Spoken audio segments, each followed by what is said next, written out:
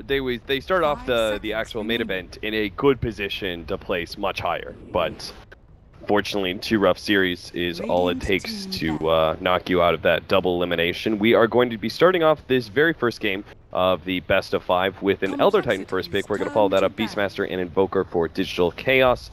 Both cores being picked up there, while compLexity actually going for both their supports in the form of now an Oracle to couple with that Elder Titan. Yeah. I still don't know how I feel about Oracle as a hero. I know that in NA scene especially, the hero is favored pretty high.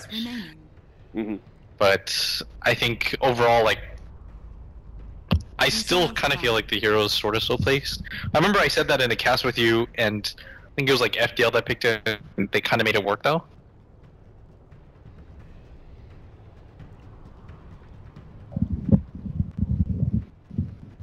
Sorry, go ahead.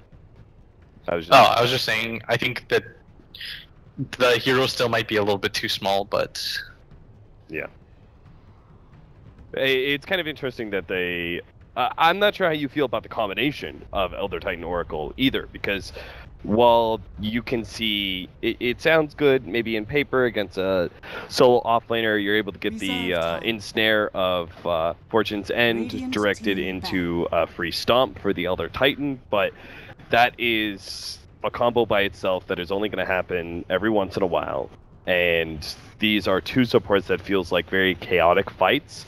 They can be not enough. They're not very reliable, I would say, the 2 of them. Yeah, I agree. 5 seconds remaining. So it feels kind of awkward having both of them on the same team. But it's something we've seen in North American qualifiers before, and it's worked before, so I guess we'll have to see how it fares for compLexity. Our next round of bans, we've got the Clinks as well as the Lone Druid, taking away big physical damage dealers on both sides. Pushing style heroes, I guess, to couple with the Beastmaster. Digital Chaos, knowing the compLexity have a good saving hero in the Oracle, or will ban away the Death Prophet. And they can't really have the Bat Rider in their own hands, and compLexity still needs a nice initiator, so they'll take that one out of the pool as well. Alright, let's see. Invoker, Beastmaster, strong setup. What does Qual need then? What do they even take? What do you take, like Void offlane or something? Does Windows even play Void? I mean, I'm sure he can pick up Iron Talon and it'll all be good, but Dragonite... I mean, you definitely needed some pushing style hero. Death Prophet obviously would have been their best option. They still get the DK push mid. 10 seconds remaining. I don't know, I just like Digital Chaos's opening a whole lot more. 5 seconds remaining. I think that the opening's just solid. It's not. It's only 2 picks in, so it's hard to like comment too much on it, but it's not bad. It feels more reliable. Have Beastmaster, who can do so many things off lane. He can forward position if they want to. He can do some jungling straight away. He's one of the fastest junglers in the game. And then Invoker, who's just been one of the more, I think, at least reliable cores, just because he's relatively impactful early on. He can usually win his lane, or at least do all right. And he obviously scales really well into late game, probably better than almost any other mid laner we see right now. Outside of maybe a Phantom Lancer or something, but obviously compLexity are going to be running the DK mid here against the Invoker. That's not a terrible matchup, right? DK just gets what he needs out of the lane, nothing more. Yeah. DK does okay, just because the high armor makes it so that it's very hard for heroes to kind of mess with you. Winter Wyvern now for Digital Chaos. Feels like the... Okay, that's definitely an aggressive style, pushing core, starts the tempo rather early on. Venomancer core, so Venomancer safe lane? I mean, usually we see Venomancers mid, but they already have a Dragonite. This is a safe lane farming DK? 10 seconds remaining. What's going on here, Blitz? 5 seconds remaining. Reserve time.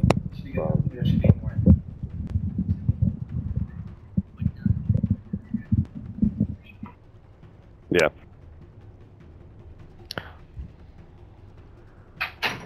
luck. Yeah, they must have some sort of strategy. Turn to ban.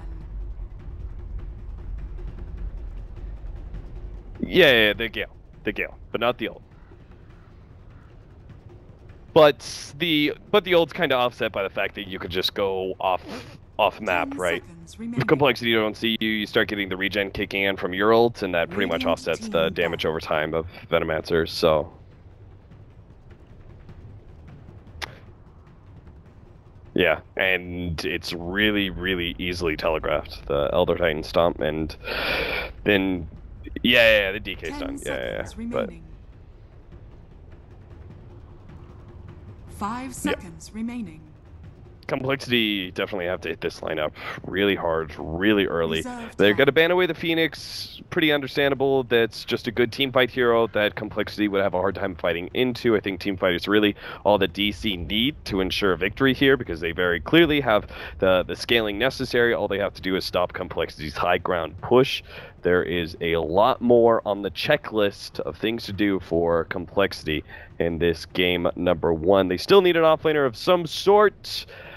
We suggested, Faceless Void earlier. That could still be a good initiator, considering they have 2 somewhat ranged cores. They actually ban away the Lifestealer. Do you think this is like Beno offlane? Yeah. Yeah.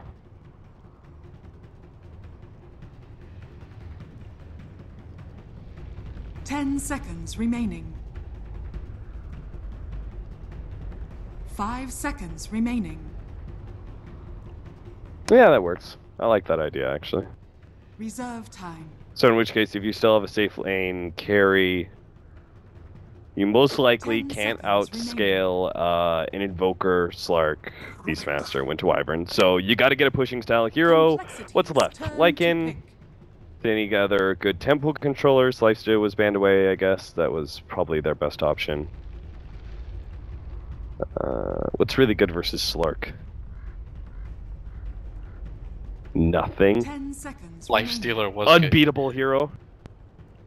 Hey, is Timber banned? 5 seconds just, remaining. Just pick up a Timber, guys. Timber. Then you have very little high ground push outside of your TK. Don't you want more of that? Fine. You just kill heroes. What about high ground's on a thing? What about Sven? You just kill heroes. Sven's slow? Not a good high grounder. You just kill heroes. Sven's not bad though. But you don't. Before in the past, like you would need a dedicated high ground hero. You only need one. Okay. There can only be one. Oh, okay. Well, 25 more seconds. Complexity. Alright, you better start getting your predictions on point here, buddy. I don't want to see any more loss of battle points. Whatever. Yeah. 10 seconds. Well, you know, some run. Who would you rather have? As a North, would you rather have Complexity versus FTL be the rivalry? DC versus EG?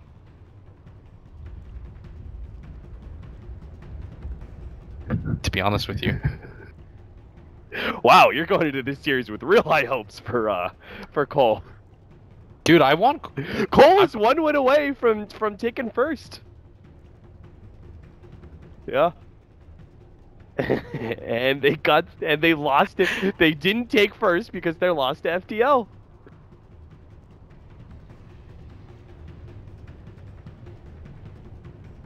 Oop. Get the guaranteed in. 10 seconds remaining. 5 seconds remaining. You're getting way too much of a kick out of this. You're evil. I like the guys on Complexity a lot. I know you do. So this is me just as a commentator, though. It's pretty funny. It is. Like, it's a funny storyline. It's a pretty funny narrative, indeed. All right, so these guys that don't really care, they just like showed up and beat them. Complexity have chosen to go for the last pick, Gyrocopter for Chessie, Blitz Dota. While we're watching the wards being laid down and everything else, we have 1 minute to decide our predictions. Alright, hit me up, fam. Player with the highest total magic or pure damage done to heroes by 25 minutes. That's gotta be the gyro, let's right? go with... Huh? That's gotta be the gyro, right? I don't know, man. I feel like Rubik can throw out a lot of fade bolts. No, I think it'll be gyro.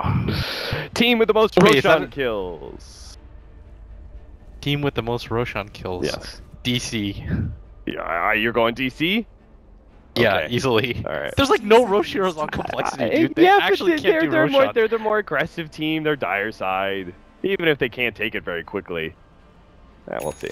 Not taking it very quickly is an understatement. Right. First player to get 15 denies. Last series, the very last game, the answer was nobody.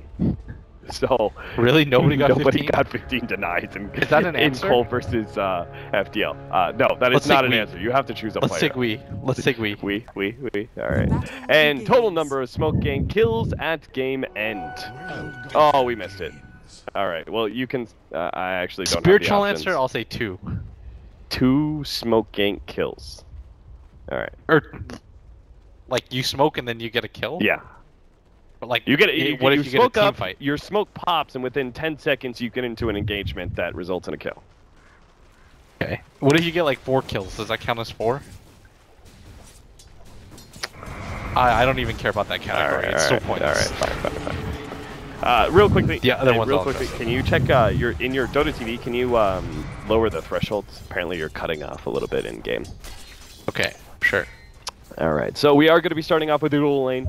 Z-Freak versus Soxa on the 2 opposing supports. Weeha on the Invoker and Limp on the Dragonite as our opposing cores. They're going to be trying to mess with each other as much as possible because, well, they've got nothing else to do. After all, both offlaners are going to be full-time jungling. Don't think a Venomancer beats a Beastmaster, but it's probably going to be pretty close. This has kind of already been theory crafted that Venomancer, now with the change-up of damage, is able to do a lot more with his wards. We'll see what Swindles... I mean, this is the first time I've seen it. I told you about that, right? Yeah. We talked about that at the tournament. Let's keep it let's keep it big. About the possibility of a Veno jungle. I think actually it was maybe me, you, and Purge had this conversation about veggies. No, let's just say I knew about this beforehand. Okay, fair. It had been experimented with to disastrous results. Disastrous results? Well, we'll see if Swindles is able to... But it got buffed. It got buffed. Yeah. Provide the bit more oomph to it with the Iron Talon pickup, and is already level 3 by 2 minutes. That is ahead of Moose Beastmaster so far. It's just now picking up his level 3. This is pretty quick, because you can do 2 camps at once. Yeah. Swindles. What a player. Breaking the meta. He's now moving his way over to the hard camp instead of the medium camp, the left-hand side, now that he's got his upgraded wards. Dude, this is my favorite thing to watch ever. Like, I haven't even looked at another lane since this has started. You don't even care? I mean, the other lanes are pretty boring. You could just check out mid and see where the CS is going, and that's pretty much all you need to know. Like, it's not like anything's happening, he's just farming the same camp. No one's killing the Dragonite, and Dragonite's certainly not killing the Invoker, so... Yeah. This is like a National Geographic, man. Junglers in the wild. It is... I don't know how to feel about that, by the way. In terms of how Dota's kind of shifted away from having an offlane and just having some guy, farm non-stop. You can say it's awful. I'll just say I'm not the biggest fan. Z-Freak, potentially first blood. The Sunstrike's gonna land first. Oh, just moments before the TP completes. Sad Z-Freak thought, he got the the support syndrome where you're running around the map and the lanes aren't really set up for you to do anything, so you try and push a little hard to do something. He goes into the off lane and immediately gets caught. It's okay though, because this Venomancer is level 6 almost at 4 minutes. Yeah, and what? Dude, he's gonna get it at 3 minutes and 40 seconds. Holy crap. And he's still got Ancients to farm too, by the way. Like Z-Freak should have been stacking this up a little bit more. Yeah, so the 3 minute 40 second Venomancer level 6, that is ungodly. Pretty That's absurd. a full level ahead of that Invoker that got a kill. Is under attack. Home. Yeah. Insane.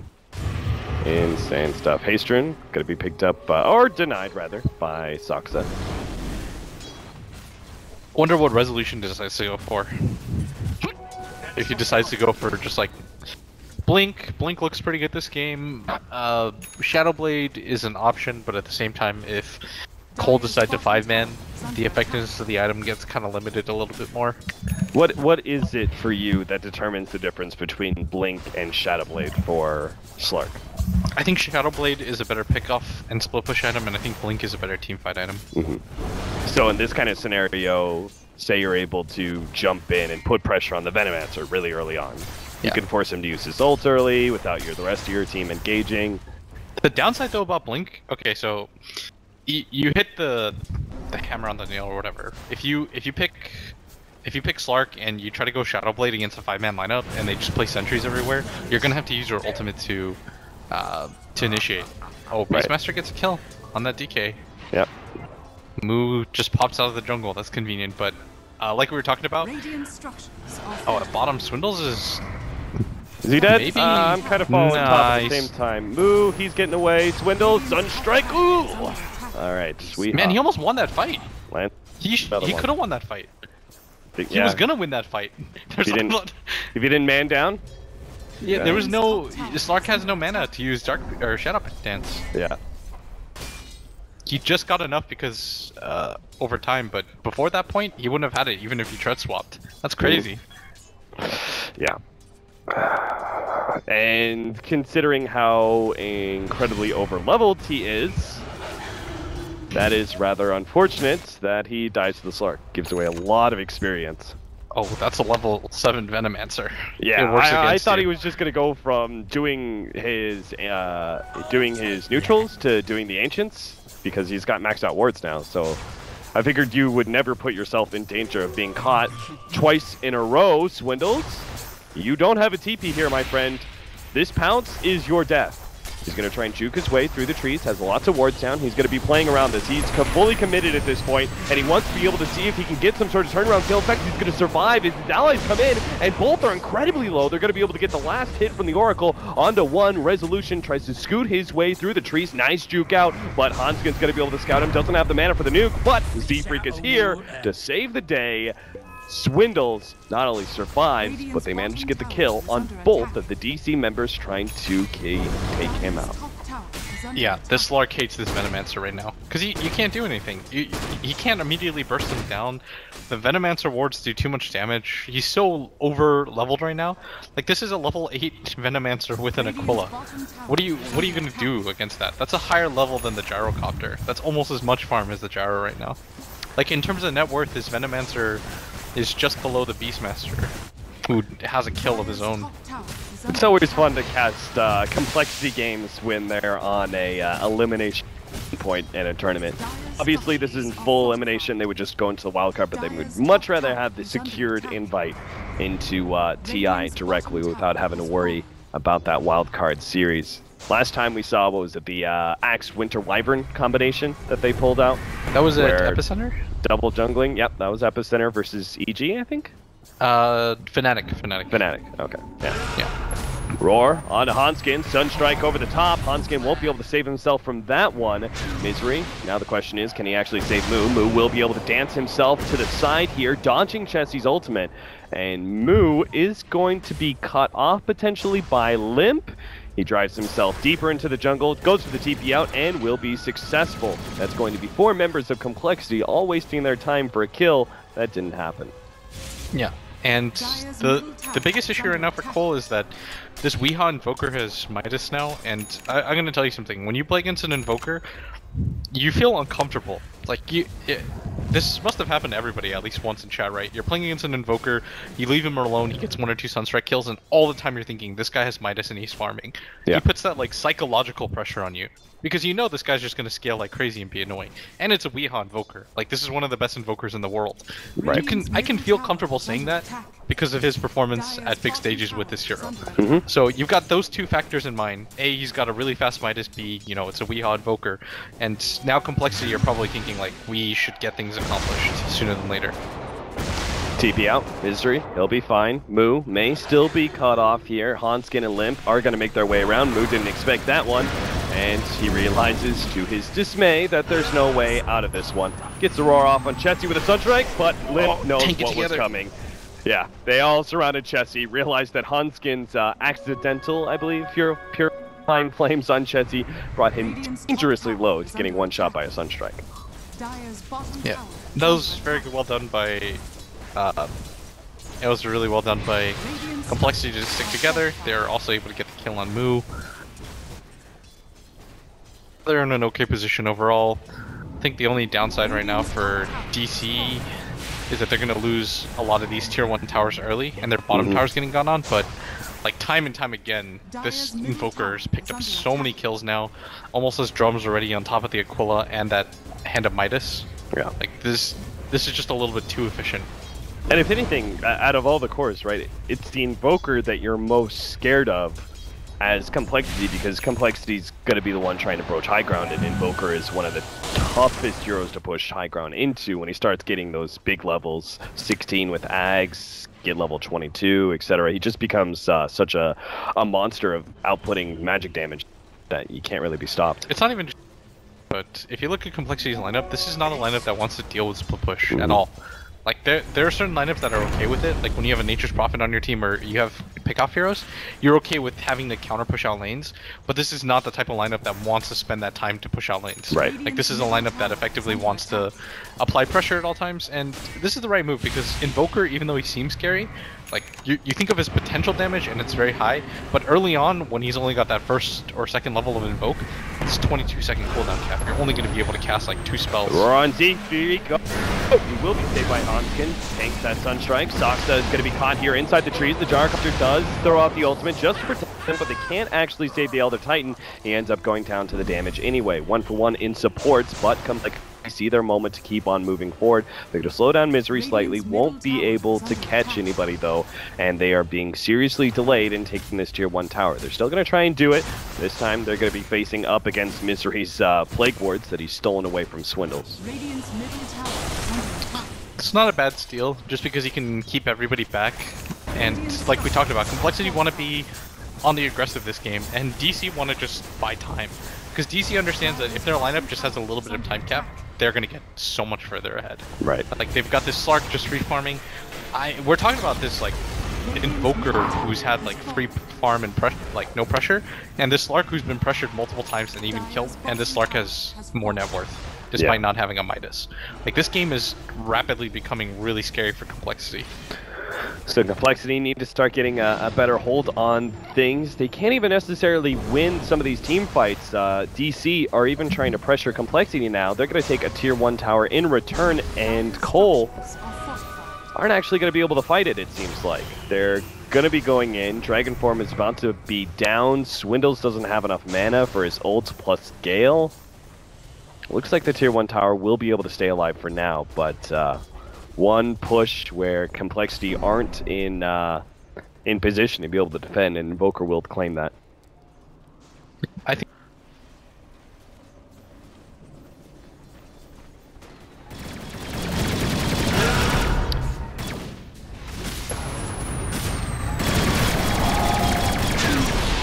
how you determine a lot of this is how many heroes that you have that can simply catch.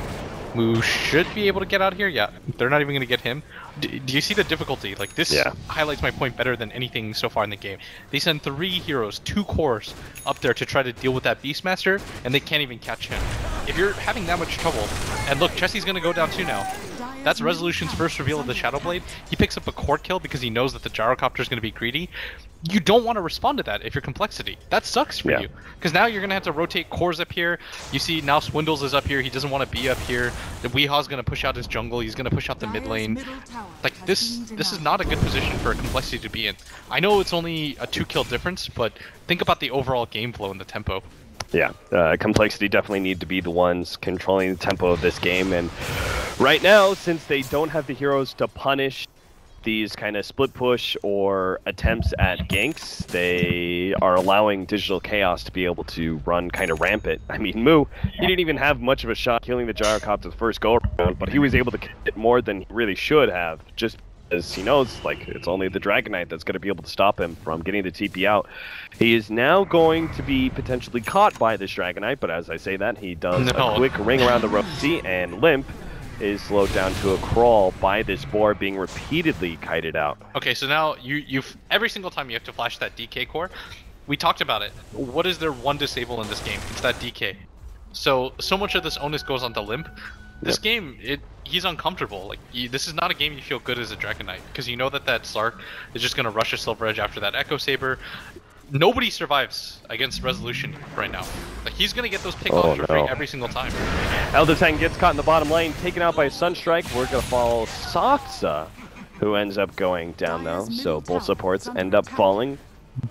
That's unfortunate, but as you're kind of pointing out, Dragon Knight shows, as soon as Dragon Knight showed, we hop push top lane. Yeah. It's not even just that. At the same time Dragon Knight shows mid, then the Slark decides to do whatever he wants in this game. Yeah. And that's what people should focus on in games of Dota, is how easy is it for one team to get a kill over another. Like, this Slark he's a monster right now. Yeah. Like, this guy's the boogeyman. He's just this terror on the force. You don't want to run into him, but at the same time, like, you have to split up and farm in a game where you're not going to go for a 5-man. Opportunity to go for the straight 5-man is too hard. Yeah. Well, top 2 net worth, complexity are lacking behind in gold and experience. They do have this ancient stack that they're claiming, but things are looking a bit bleak for them. They need to start amping things up here in the next 5 minutes, or it's going to look real bad. If 25 minutes they still don't have some of these tier 2s. Can they possibly take a Roshan? We made some jokes about that. They're obviously incredibly slow. What do you do as complexity if you're getting kited around and there's a takeoffs you can't really punish? How do you stop this bleeding? I'm not sure, because Slark in a game like this, the other reason why he's so owned is because he can scout for your wards, and every single time he sees the DK, then he can traverse to the other side of the map. He knows if he's being spotted or not. He knows, like, how the map is being rotated. Like, look, he's just spotted out 3 different wards. Like, Misery knows that there's a ward right there. He's gonna wait for the lane to push out. He can deward that at his leisure. Like, there's a lot of different opportunities for them. In complexity, what they have to do at all times is they've got to keep these lanes pushed out. Look at how aggressively this top lane is being pushed out by this Beastmaster and Saksa. These guys don't have a care in the world, because at the end of the day, it's a 2,800 net worth Winter Wyvern. He doesn't really care. Yeah. And every single time, like, complexity, they have to be committed to doing these. At some point, I think, as soon as you grab an item on anybody, you just go for it. And we talked about how the DK immediately, you can't go arm like this game. You have to go Blinker Shadowblade. Well, his first reveal of the Shadowblade is going to be a lot more lackluster. It will get the kill on the Winter Wyvern, but as you just pointed out, it was a 2,800, now only 2,700 net worth Winter Wyvern. You don't really care about his death too much. Yeah. Right now, XP-wise, almost 5k. Net worth before that kill was about 4k. They're in really stunning shape right now. This Winter Wyvern, the reason why you kill him is he plays that Pylite die roll where you're on the opposite side of the map farming away from your Slark. That's really important, that you're not occupying the same space as cores. Complexity though, that's a really good pickoff for them, and I do like that they waited for that Shadowblade and they didn't get too panicky, because it only takes 1 or 2 moments where they panic and they just lose the game. So now this is where the siege starts, but at the same time, Misery with the stolen wards again, it just makes this annoying more than anything. And the counter ward right now. Counter ward already laid out. They're actually going to start going onto Limb. Telekinesis, a little bit of Arctic Burn, nothing major. They're not actually trying to contest too much here unless they get a really good Winter's Curse. They're just buying a little bit of space for, whew, that was actually kind of close. They're buying space for Resolution to take this tier 2, slowly but surely. It's not even that slowly. He's done 1,100 damage to it. This Invoker continues to farm. And something about DC is that everybody's working in tandem right now. They move with purpose. Like, their cores are splitting up. Like, one core takes this side, the other core takes this side. Then they can just keep sandwiching their farm. Complexity, we should talk about them a little bit more, but honestly, I think their plays are a lot more limited than DC's. Like, DC has the movement and the heroes to make cool moves like this. Like, I know they're not getting kills, but this is still good, really good movement. That's why I'm talking about it so much. But for complexity, they're kind of just in this weird, awkward moment cap where they want to get aggressive, but they can't. Yeah. It all revolves around Dragonite, and you're kind of living on a hope and prayer that you find an important hero with this Shadow Blade. You're able to successfully gank something like a Slark, because without the Shadow Blade initiation, it is a damn near impossibility that you can kill this Slark. Not enough disables, not fast enough. Yeah, just keep doing this over and over again. Everybody farms out, you don't really have a lot of opportunities to do anything. DC will continue to play this game where they wrap you around. compLexity look like they're going to go for the one objective. They start on this Roshan, which just looks awkward. Oh, they're actually just counter-warding against each other.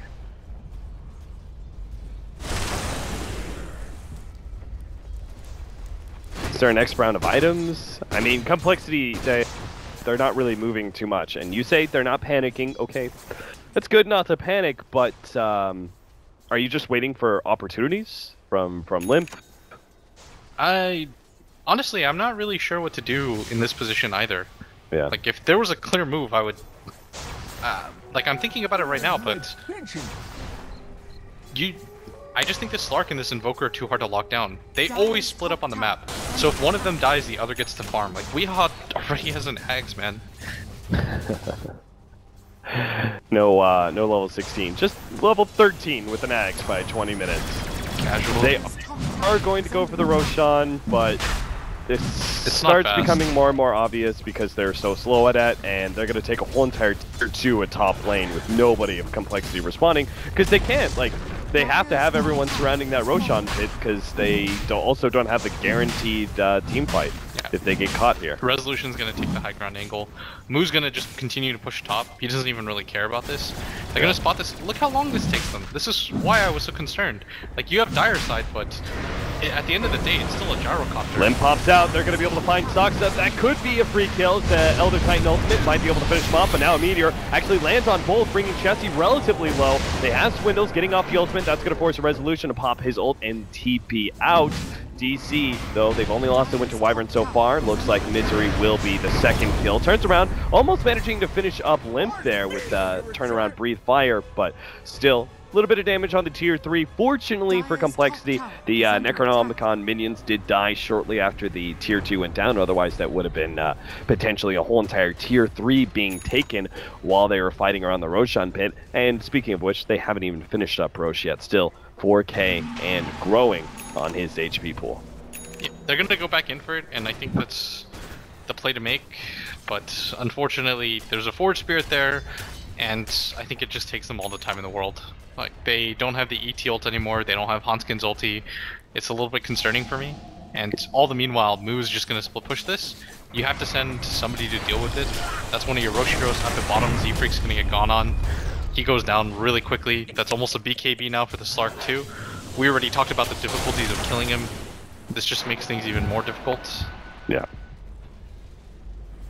No lockdowns to go through the magic immunity whatsoever. And Moo, he's going to draw someone up here to this top lane eventually. DC will get the space to push out bottom if they want to. Again, they're just stalling the Roshan pit at this point. Oh my god, what happened? Alright, died next to the tier 2 tower, got stunstruck to death by Invoker. I think compLexity's move is wrap around, try to smoke kill a core. Oh, they're actually going to try and take Roshan. They force somebody up top. They're going to try and take Roshan themselves with the Invoker, because Invoker is decently fast at doing it with Alacrity and his Sword Spirits. And they may actually get this Aegis before compLexity is going to be here. Yep. It's down.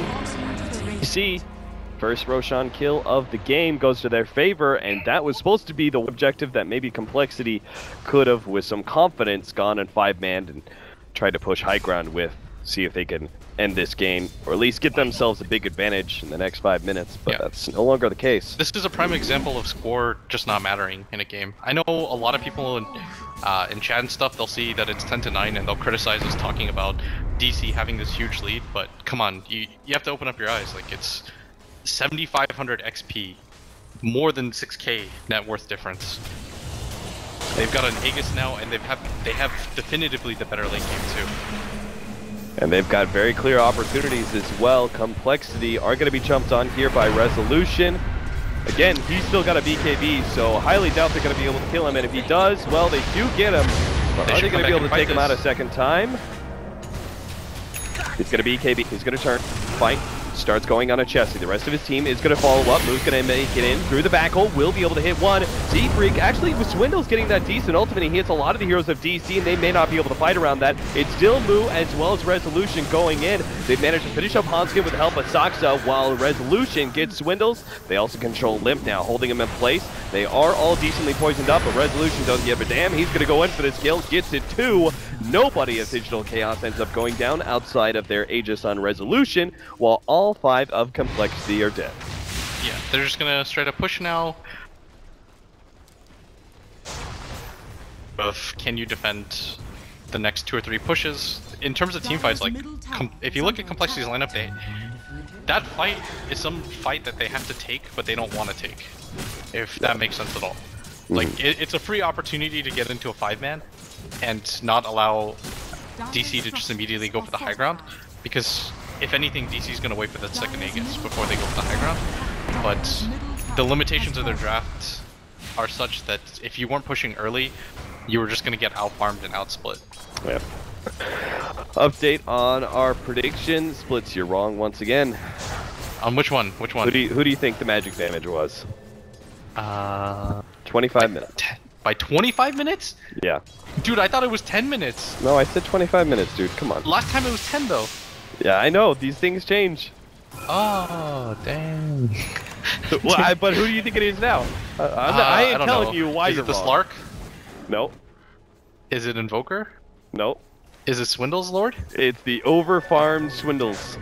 Oh, Swindles. With that jungle Venomancer and all the magic damage that comes from a nicely leveled Veno with good ults. I don't know why I doubted Swindles. You really shouldn't have. And you're doubting him even still. Saying they're down and out. I'm not saying they're down and out, I'm saying...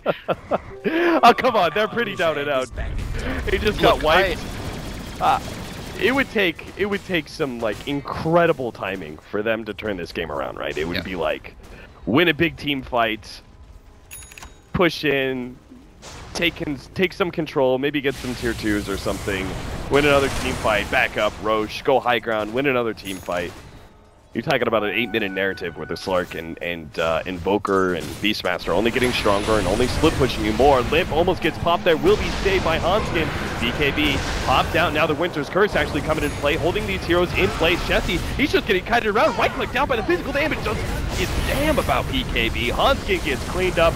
Swindles also going to be hit by this one. Z-Freak hits a pretty good ultimate, but it doesn't seem to matter. It is going to be yet another wipe. Digital Chaos. They look healthy too. Even though they're taken away with some of that Venomancer's poison damage, they are still, most of them, above half HP. And this is... compLexity have the superior team fight, but DC have such an overwhelming advantage in farm that it does... you negate that advantage entirely. It's 20k XP, 15k net worth, going up to 20k at just 27 minutes into a game for a team that has the better late game. Yep.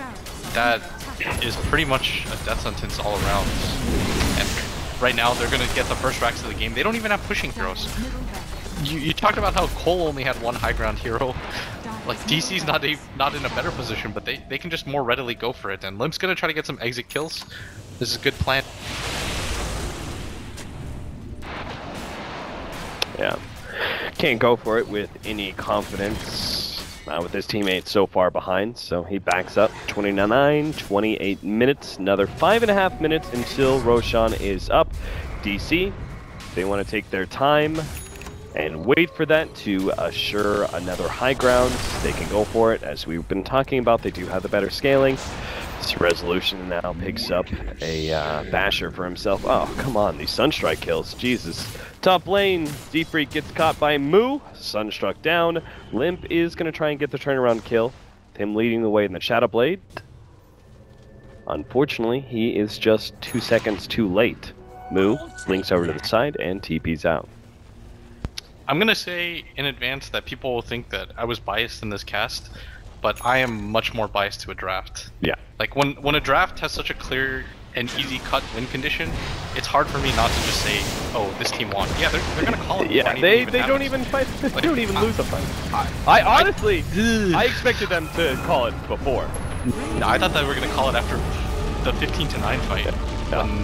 Because they understand that this draft is just not gonna work anymore. The timing is completely thrown out, and there was almost no chance that compLexity were gonna win this game. Like, when have you ever seen any lineup, especially one led by